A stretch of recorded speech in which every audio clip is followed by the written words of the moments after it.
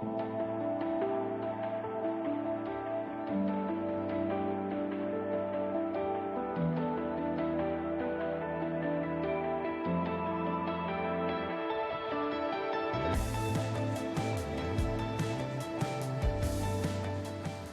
sampah seolah tak kunjung usai di Indonesia.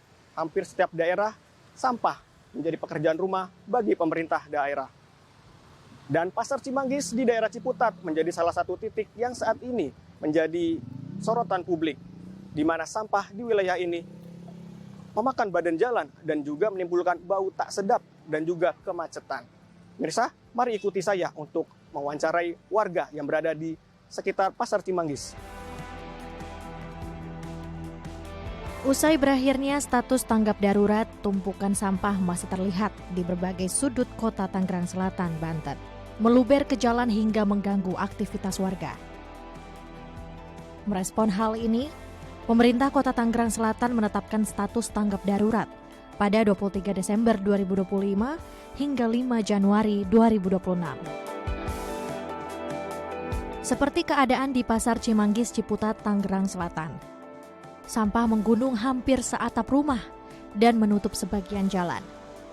Hal ini membuat lalu lintas di Jalan Raya Otista tersendat.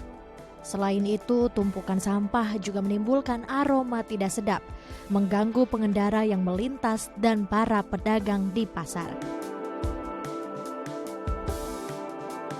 Salah satunya adalah Asep, pedagang warkop yang lebih dari 20 tahun berada di Pasar Cimanggis. Menurutnya, tumpukan sampah mulai ada sejak Desember lalu dan menggunung sejak 1 minggu belakang. Ironisnya, ia harus kehilangan pembeli karena kiosnya hanya berjarak sekitar 5 meter dari sampah dan harus mengalami kerugian hingga 50%.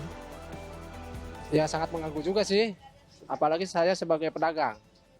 Mengganggu juga, udah bau gitu Pak.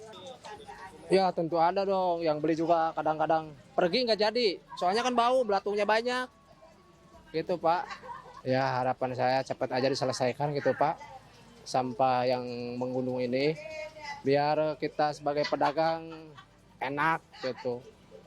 Kalau begini caranya kan saya juga merasa terganggu Pak.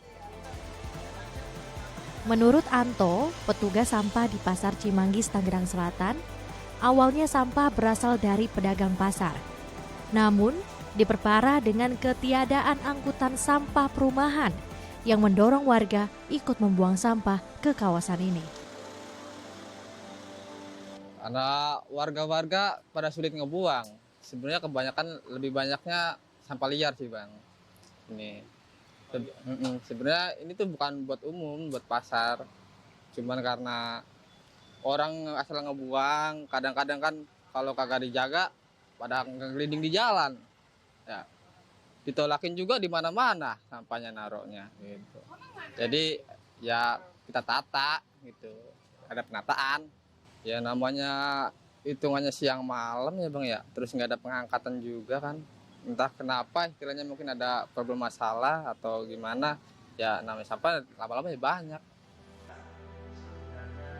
Di sisi lain, Menteri Lingkungan Hidup Hanif Faisal Nurofik telah menyebutkan bahwa KLH mendorong perbaikan pengelolaan sampah di daerah. Akan ada sanksi tegas, termasuk sanksi administrasi hingga pidana kepada pemerintah daerah yang abai dalam pengelolaan sampah.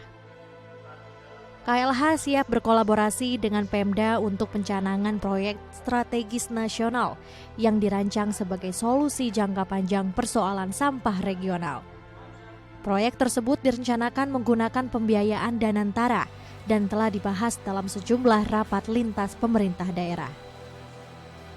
Kemudian yang di tingkat pemerintah daerah kita ingin konstruksikan untuk semuanya masuk dalam sistem ini paling lambat di Desember 2025 ini.